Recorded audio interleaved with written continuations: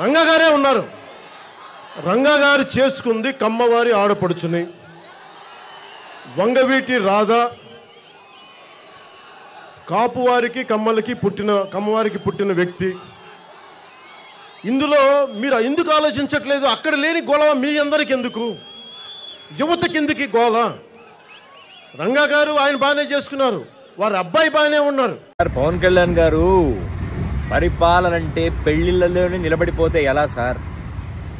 పరిపాలన అంటే పెళ్లిళ్ళు దాటి ఆలోచించాలి.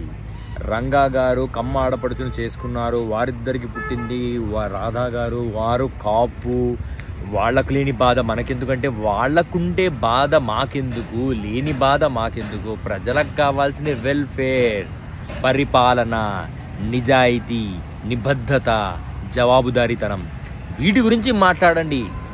వీటి గురించి మీ పార్టీ కార్యకర్తలకు నింపండి.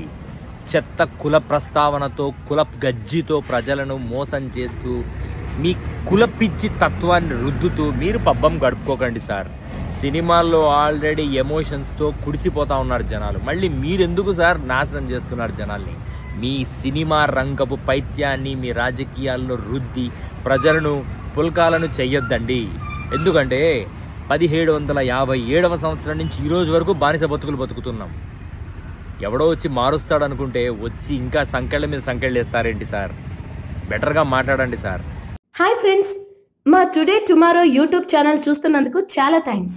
మరిన్ని లేటెస్ట్ వీడియోస్ కోసం వెంటనే సబ్స్క్రైబ్ చేయండి. అలాగే ఈ బెల్ ని కూడా రింగ్ చేసేయండి. మా నోటిఫికేషన్స్ అన్ని మీ మొబైల్లో వస్తాయి.